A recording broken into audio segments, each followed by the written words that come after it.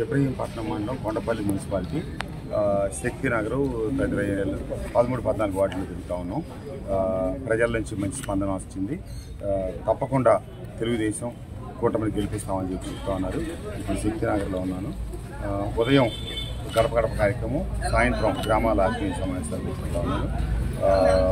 దాదాపుగా ఈ 20వ తారీఖు కల్లా గ్రామాల్లో మొత్తం నియోజకవర్గం అంతా కూడా అన్ని గ్రామాల ఆత్మీయ సమావేశాలు పెట్టుకుంటున్నాయి. తర్వాత 22వ తారీఖు నామినేషన్ అపరాధ ప్రచారం.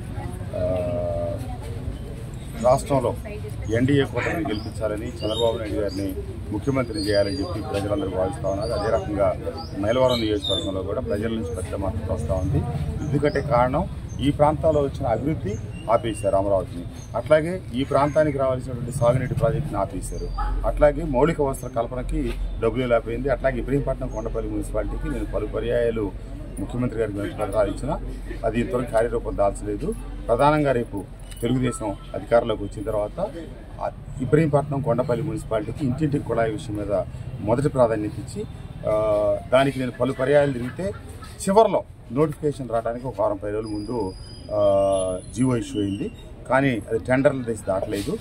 తప్పకుండా ప్రభుత్వం ఎన్డీఏ కూటమి చంద్రబాబు నాయుడు గారు ముఖ్యమంత్రి కాగానే ఈ టెండర్లు పిలిపించి ఇబ్రహీంపట్నం కొండపల్లి మున్సిపాలిటీకి తాగునీటి సమస్య పరిష్కారం చేస్తారు. తాగునీటి సమస్యతో పాటు ఏమైనా సమస్య చెప్పుకున్నారా? ఇది బీటీపీఎస్ కాలుష్యం గురించి చెప్తా ఉన్నారు. అట్లాగే డ్రైన్లు కావాలని అడుగుతూ ఉన్నారు. ప్రధానంగా మేజర్గా అడుగుతూ ఉంది ఇంటింటికి కుళాయి, ఈ బూడిద సమస్య మీద మాట్లాడుతూ ఉన్నారు. బూడిద ఏం జరుగుతుందో ప్రజలందరికీ తెలుసు. ప్రభుత్వంలో ఉన్న పెద్దలు ఈ రోజున ఈ అక్రమ బూడిద వ్యాపారంలో పాల్గొంచుకుంటూ నేను అక్కడ ఉన్నంతసేపు అది నా మీద ఆ గాలి బురద అంతా చల్లారు. ఇప్పుడు ప్రజలైతే ప్రత్యక్షంగా గమనిస్తున్నారు, చూస్తున్నారు, తీర్పు చెప్పడానికి సిద్ధంగా ఉన్నారు. గత ఎన్నికల్లో మీరు లోకల్ మైలవరం మేనిఫెస్టో పెట్టారు. ఈ ఎన్నికల్లో మైలవరం మేనిఫెస్టో పెట్టలేదు. గత ఎన్నికలప్పుడు నేను ప్రధానంగా స్పందించింది 2 అంశాల మీద. ఒకటి, బీటీపీఎస్ కార్మికులు రెగ్యులరైజ్ చేస్తారనే విషయంలో. అది అప్పటి పార్టీ అధ్యక్షులు జగన్మోహన్ రెడ్డి గారు చేస్తాను అని పాదయాత్రలో భాగంగా చెప్పారు. కాబట్టి ఆ చెప్పిన దాన్ని దృష్టిలో పెట్టుకొని ప్రభుత్వం అధికారంలోకి వచ్చిన తర్వాత చేస్తామని చెప్పాం. నేను అధికారంలోకి వచ్చిన తర్వాత ముఖ్యమంత్రి గారికి పలు సందర్భాల్లో దాని గురించి వినతిపత్రాలు ఇవ్వటం, ముందు వారు చేస్తానని స్పందించడం, తర్వాత అది సాధ్యపడదు అని చెప్పి తేల్చి చెప్పారు. ముఖ్యమంత్రి గారి స్థాయిలో జరగాల్సిన నిర్ణయం వారు హామీ ఇచ్చి మాతో చెప్పించి ఆ మాట తప్పం మడం తిప్పమన్నారు. కానీ మాట తప్పారు, మడం తిప్పారు. 2, ఇబ్రహీంపట్నం కొండపల్లిలో ఇంటింటికి కుళాయి ఇస్తామని చెప్పి నేను మాట ఇచ్చాను. దాని మీదట నేను పలు పర్యాయాలు ముఖ్యమంత్రి గారి దృష్టి తీసుకెళ్లి శాంక్షన్ చేయించాను. టెండర్లను తీసుకొచ్చింది.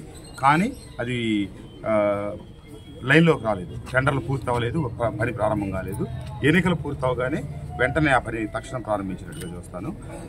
ఇంకోటి కాంట్రాక్ట్ కార్మికులకి ఏమన్నా రాబోయే ప్రభుత్వం వస్తే పర్మనెంట్ చేయడానికి హామీ ఇస్తారా? అది నేను చర్చించకుండా చెప్పనండి. ఎందుకంటే గతంలో ఒకసారి అప్పటి పార్టీ అధినేత జగన్మోహన్ రెడ్డి గారు చెప్పిన దాన్ని అనుసరించి నేను ఇక్కడ ప్రజలకు హామీ ఇవ్వలేదు. కానీ అది వైఎస్ఆర్ కాంగ్రెస్ పార్టీ నెరవేర్చలేదు, ఆ పని పూర్తి కాలేదు. ఇది ఇప్పుడు అవ్వాలంటే నిర్దిష్టంగా చంద్రబాబు నాయుడు గారితో మాట్లాడే చెప్పగలుగుతాం. నేను ఆ విషయంతో మాట్లాడే అవకాశం దొరకలేదు. ఎన్నికల హడావిడిలో ఉన్నాను కాబట్టి చర్చించకుండా అయితే నేను చెప్పండి. చర్చించి తప్పకుండా న్యాయం చేసుకోవచ్చు.